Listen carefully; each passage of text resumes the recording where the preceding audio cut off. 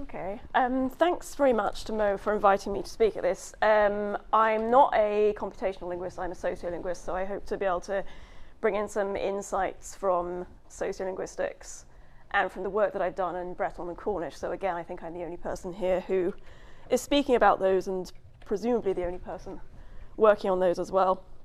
So I'm interested in the impact of technologies on communities, and some of my work has looked at speakers of these languages in online context. So that's one of the things I'm going to draw on today. What I'm going to be doing is mentioning a few conclusions that I've come to from work that I've carried out on these two languages. My PhD was on Breton, and that's about to be published as a monograph this month, actually. And I've also worked on Cornish as well, and particularly on the state of language variation in Cornish and how that intersects with language and identity. I'm not going to put the usual pictures of maps and things because I think most of us in the room are Celtic linguists, so we probably know where these languages are spoken, if not by whom and how. So I've put some images of the linguistic landscape instead, I suppose. Breton is fairly well integrated into the linguistic landscape in some parts of Brittany, so it's spoken by around 200,000 speakers. The latest survey is from 2018, and that was quite a large-scale piece of work, and showed that the decline in Breton speakers seems to be actually less fast than was previously thought, so that's a good sign. Cornish is spoken by far fewer people. The estimates vary quite a lot, but they tend to be in the hundreds. So perhaps up to 1,000, but that's perhaps on the optimistic side. In terms of the big issues that we see in the sociolinguistics of these languages, the main one for Breton is this perceived divide between new and traditional speakers of Breton.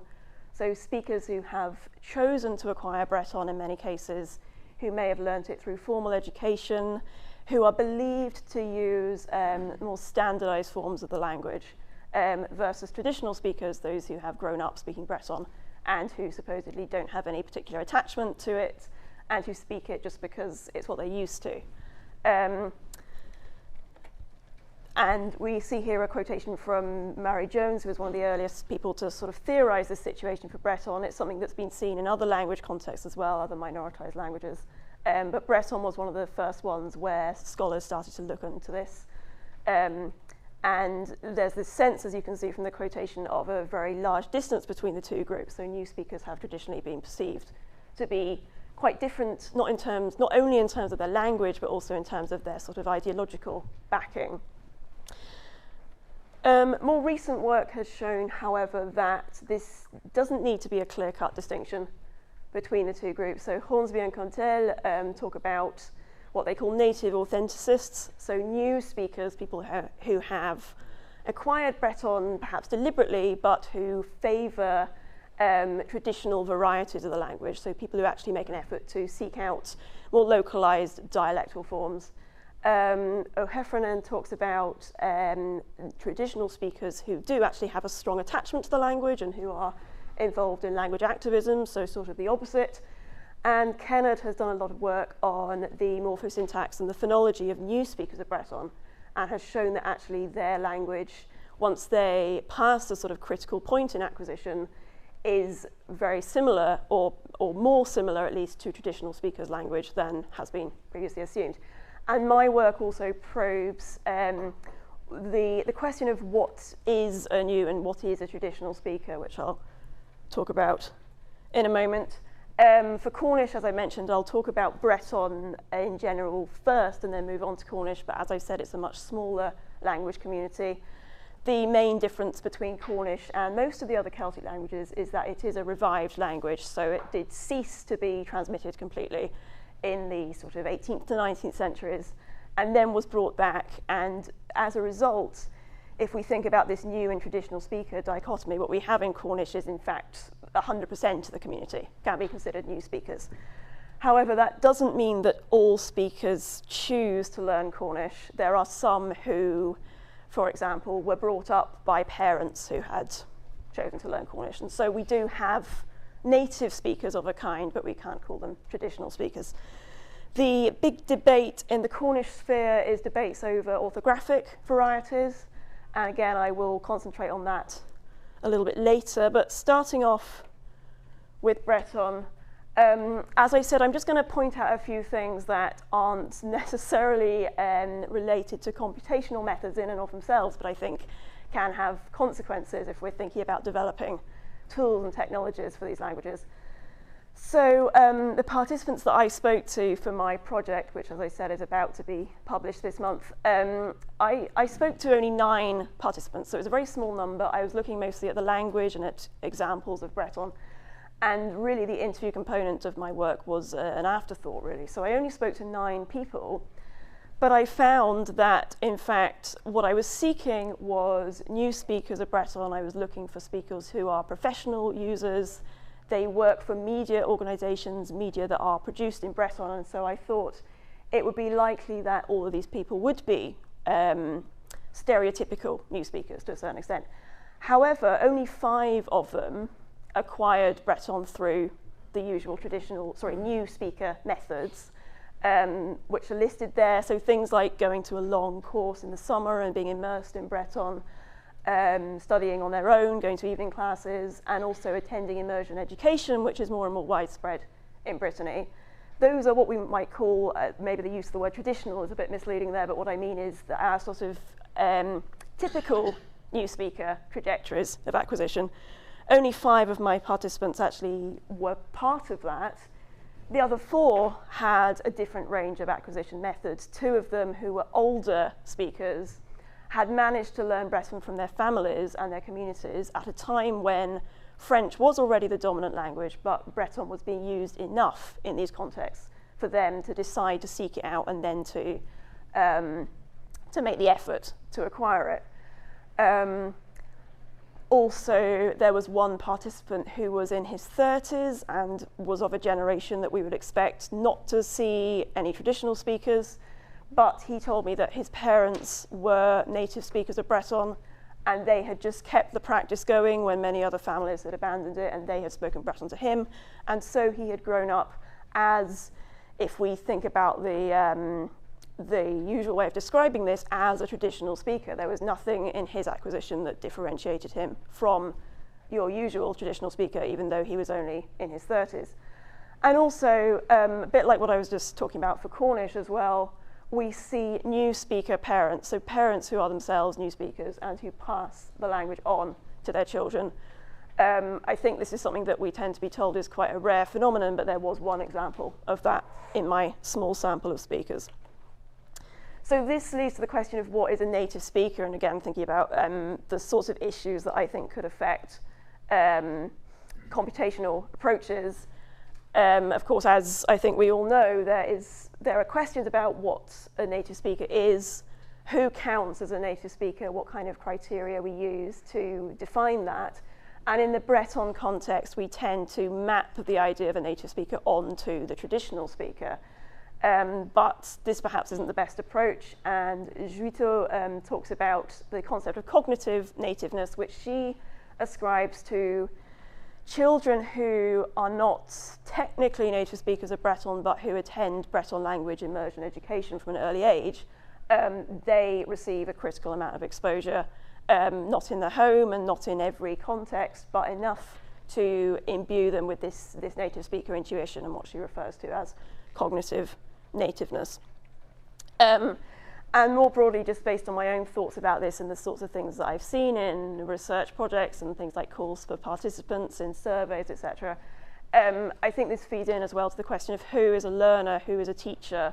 And again, perhaps this is something that we might borrow from more major language contexts, but I think in minoritized languages, it can get quite tricky to actually separate those categories and to place everyone in one or both of those categories. I think a lot of the time teachers may themselves still consider themselves to be learners. Some people might not fit into either category, particularly these neo-native speakers, these people who are the children of new speaker parents. Moving on to some of the findings from my study of the actual language being used in contemporary Breton. So I was looking at a corpus of media Breton from the mid-2010s, And I compared, as part of this, a sample of language from a Facebook group with language found in magazines and on the radio. And some of the things that I found in the Facebook group, I'm just going to go through a few of them here because they were quite surprising, and it involved speakers playing with language a lot more than I'd expected. So there are these very high levels of performativity. It almost seems as if speakers are trying to show off effectively, not only about their knowledge of Breton itself, but also about their multilingual competence and their linguistic and sort of intellectual capacity as well. So you see a lot of play with language, borrowings that are not found in other varieties of Breton. So drapeau, coming straight from the French word drapeau, meaning a flag. There is a perfectly standard word in Breton for that, which itself is also a French borrowing, but not as transparent a borrowing as that one. The use of transcripting, so using different scripts, in that example there, using part of the Greek alphabet just as one letter in a word, but there were also, in my relatively short corpus, there were also examples of writing Breton in Cyrillic and in Japanese katakana as well, and there didn't seem to be any particular reason for this, but it was just speakers showing off, I think. So of course this leads us to questions about how representative is the sample. Is this representative of Breton speakers in general? If not, does it need to be? Can we treat this online discourse as its own thing and base our own conclusions on that, or should we attempt to integrate it into what's going on elsewhere? And of course, this also relates to the question of who is producing this language. It was a Facebook group, so it may not be speakers in Brittany itself. It may be speakers from outside. It may be people who don't have any ancestral attachment to Breton, but who have perhaps decided to acquire it among other languages. And I think something that we often talk about in linguistics, and maybe particularly sociolinguistics, is giving back to the community. We're all very aware of the ethical problems that our research can cause. But I think we perhaps need to be careful to think about what that community actually is. How do we define the speaker community? It may contain, as in this example, speakers from a range of geographical areas. It may also contain speakers with a range of ideological backgrounds and a range of thoughts about what they want their language to actually do, which leads me on to Cornish. So this itself would take quite a long time to explain if I was to do so in detail, but I'm going to try and explain the orthographic state of Cornish here in as few words as I can. So orthographically, Cornish has been represented in multiple competing ways over the years since it was revived in the early 20th century. And these tend to be backed by different ideological principles. So users of one particular orthography, for example, were opposed to the use of English structures and English borrowings, and so they used this letter K, which was considered to be more different from English. In 2008, a committee that had been very carefully brought together to represent all sides of the community came up with what was originally going to be called a single written form, and then ended up being called the standard written form, because they found out that actually they couldn't reconcile all of these orthographies in a single form. So what we ended up with was this state of affairs here, where we have the choice between revived Middle Cornish as a basis and revived Late Cornish as a basis. Those are said to be equal in status. So theoretically, the status of these different orthographies is the same, and we should see them both being used in official documents and things. But we also have a choice between main and traditional graphs, and you can kind of see some of the differences there include the use of this K in what's called main graphs and C in traditional graphs before back vowels. And that difference is one of status. So the main graphs, as the name implies, are considered to be more official. The traditional graphs are a sort of subsidiary variant. The orthography isn't the only thing, and again, I think this is something that scholars might not always be aware of. There are also associated differences at other levels of language. So this sentence here, which means he is going to the library, in the top one, ima if umoth than liverva, that's the traditional Middle Cornish form. So that is based on Cornish as it was spoken in the medieval period. The bottom one, mava mors than livergi, is based on Late Cornish. So that's based on the Cornish of the 17th and 18th centuries. So the orthography is one of the things that's different there, but there are also these other factors that need to be considered as well. And to add to the complication, the SWF, as we call it, the standard written form, isn't the only orthography in use today. Instead of replacing the original ones, which I think was what people thought it might do, it has just added to them, and it has become another orthography in use. So there's quite a lot of publishing still in other orthographies, for example, Cronoic Cemin, which means common Cornish, and you can see the name is a way to sort of try and legitimate that variety. Also in Cronoic Standard Cornish, again, the name is being used to try and make that variety sound like it could be official, but in fact, it's not. It's this SWF, which comes in all these different forms, which is the official one, but is not as widely used as people might have originally expected it to be. And I thought I would show how this works on the official Cornish dictionary that is online, and Mo was talking earlier about potentially basing technologies for Cornish on Welsh, and this is actually an example of this. So this dictionary was developed, I think, by Welsh lexicographers. But you might be able to see those different forms are represented, Conna and Codna, the middle and late forms, which are supposed to be of equal status. The traditional forms aren't there, but we might expect that because those are considered to be of secondary status.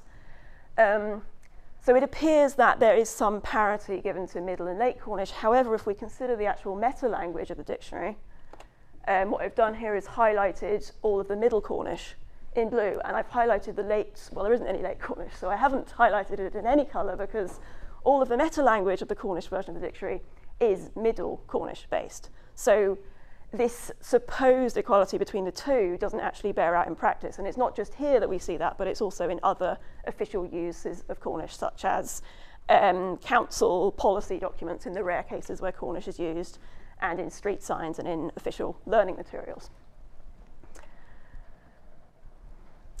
So the question is, why did the SWF not manage to replace the existing orthographies? And Ken McKinnon had done a survey of Cornish speakers and has spoken to them in focus groups in the early noughties, and he found that speakers said they wanted a standard. They saw these tensions between different groups as a thing of the past. They wanted to move on, and they wanted to have an orthography that could be used by everyone. However, I think why this didn't happen was because that was sort of ideologically incompatible with what they wanted Cornish to do and to be. So, as I mentioned, everyone who speaks Cornish can be counted as a new speaker, and nearly everyone who speaks Cornish we would not call a native speaker. So in the vast majority of cases, people choose to speak Cornish. They decide that they're going to speak it, and they make that conscious decision, and they want Cornish to have some role in their life.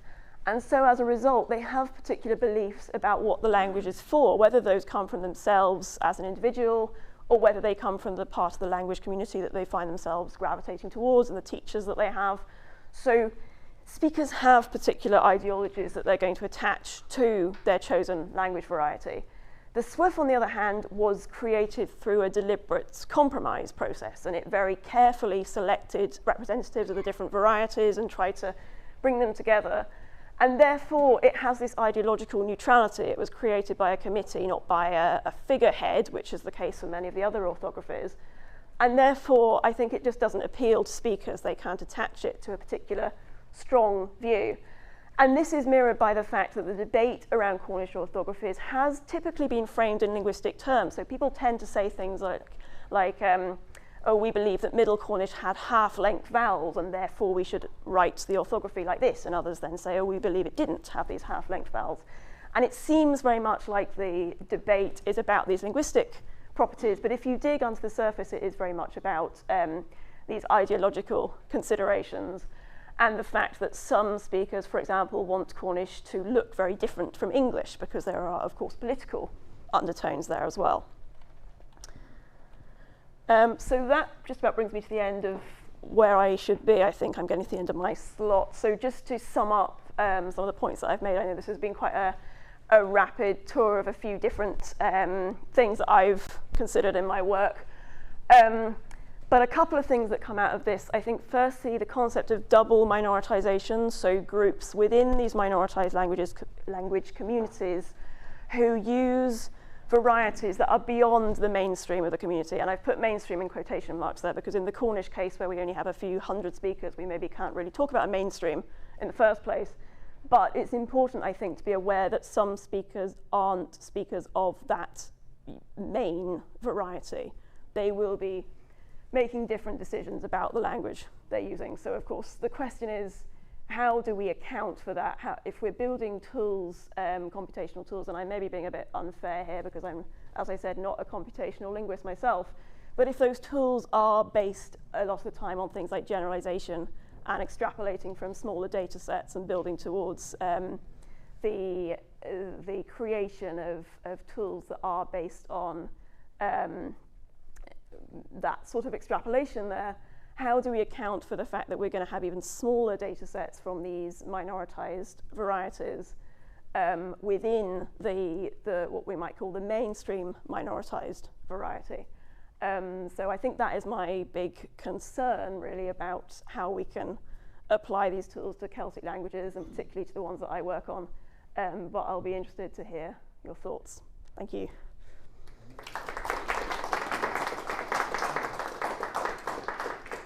Right, we've got time for a few questions. Ruslan? Thank you very much. Can you hear me? For me, it was interesting to learn new things. I didn't know anything about Cornish and Breton. The only thing I know is that there was a paper on Breton in the Journal of Language Resources and Evaluation. It was a morphological analyzer and actually part of speech diary, if I'm not mistaken. There is also a data set on Breton. There was a paper by Thierry Poubieux, because I think then the French do a little bit more research on Breton. For Cornish, I think there is a NLP kit doing. So I know that you said you're not computational linguist, but do you know for which language there is more computational work? For which language there are more data sets? Out of the two, definitely Breton, yeah, right? Breton is much more widely studied in general. Yeah. Yep, we still have time for. Hi, I'm Griff Priest from Bangor University. I just wanted to point out the dictionary that you showed. We've developed the interface for that at Bangor University, but the lexicographical work has been done by the Cornish community themselves. So we've just provided them with the interface for that. The linguistic work is being undertaken. Sure, yes, I did know it was some kind of collaboration between the two, but I didn't know exactly which. And there's an app version as well. Yes, there is. Yes, it's great to have that, actually. Yeah. One more? I think I can ask that. So thanks a lot for the presentation. So in your presentation, you mentioned that the speakers wanted it, basically Cornish, to be different from English. Mm-hmm. So when we talk about like digital, kind of like the digital world or resources, how can that be enforced in that way?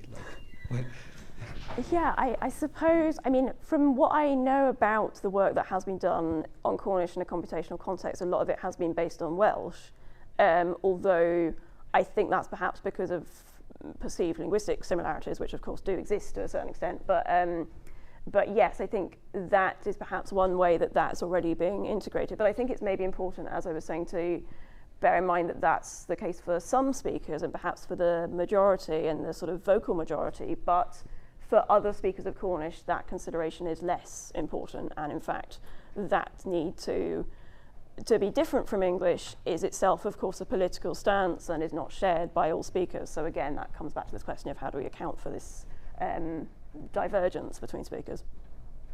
Thanks a lot. Thank you. Cheers.